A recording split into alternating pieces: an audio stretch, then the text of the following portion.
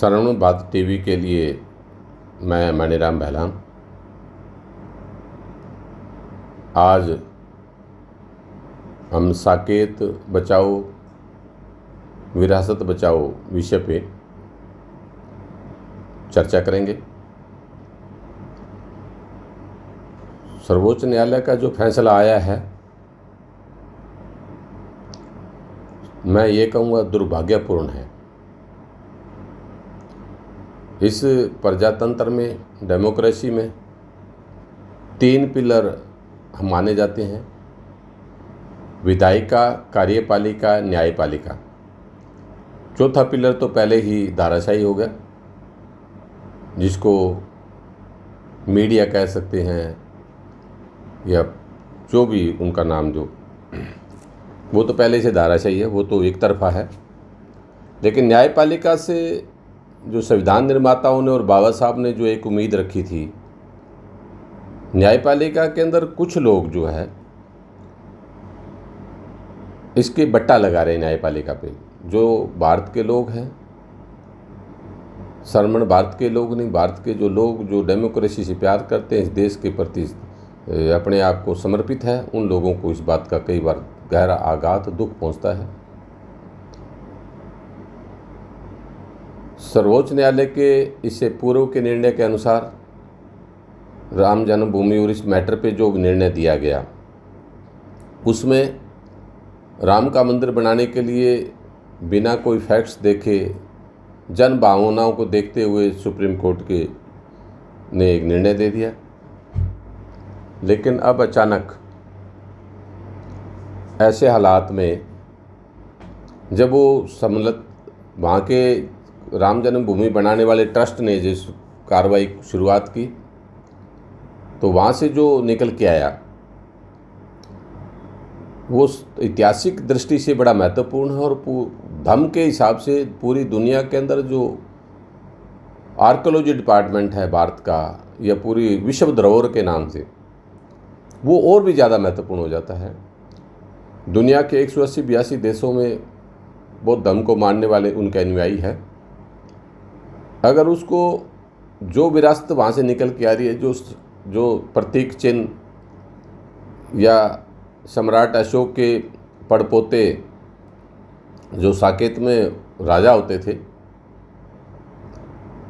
बरदत्त मौर्य, जिसकी हत्या आज से 2200 साल पूर्व उनके सेनापति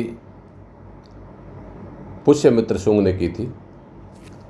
पुष्यमित्र शुंग एक अलग संस्कृति का व्यक्ति था, एक अलग विचारधारा का व्यक्ति था।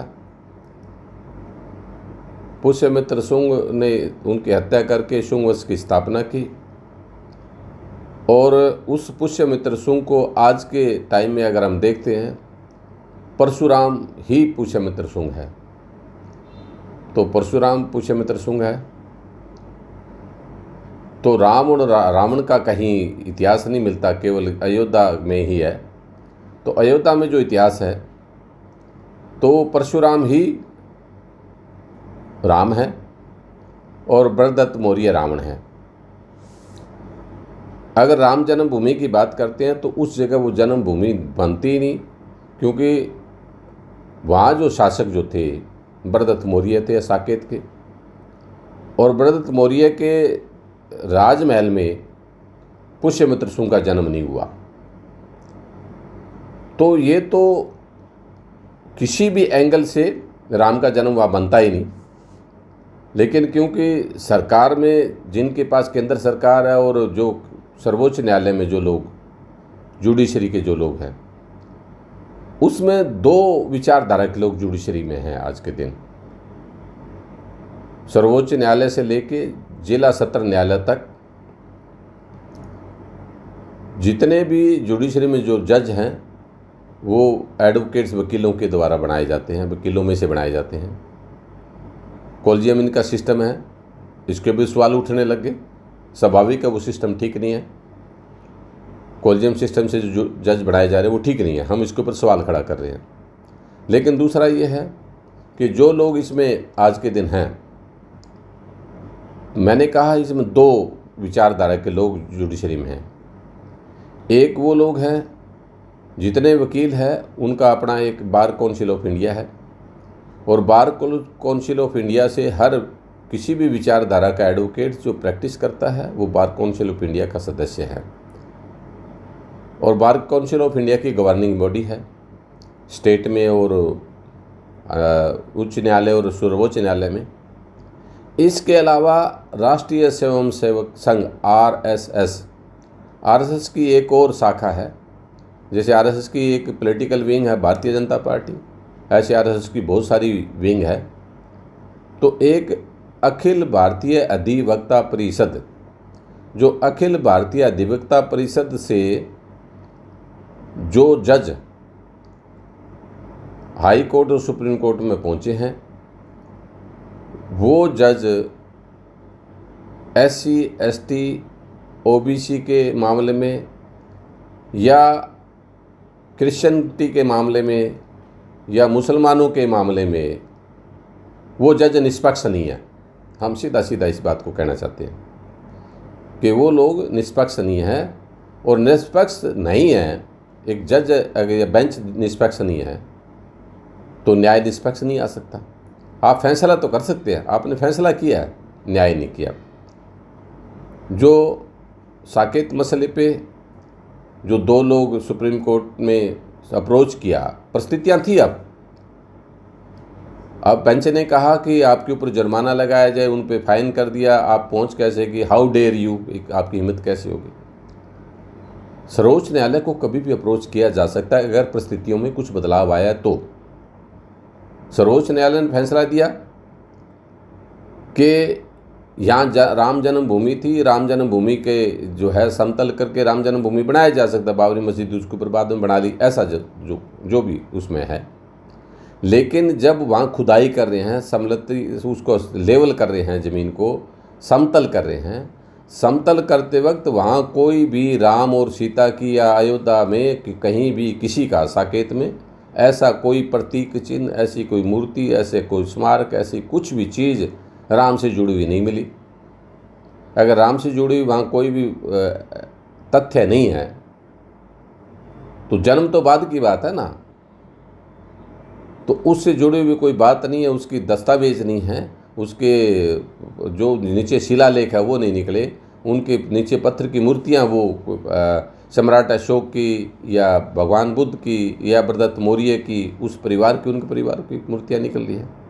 इसका मतलब क्या है कि साफ साफ है कि ये अयोध्या में बरदत्त मौर्य राज कर रहे थे, और बरदत्त मौर्य का सेनापति पुष्यमित्र शुंग था, और पुष्यमित्र शुंग ने गद्दारी करके अपने राजा के साथ गद्दारी करके उसकी हत्या की।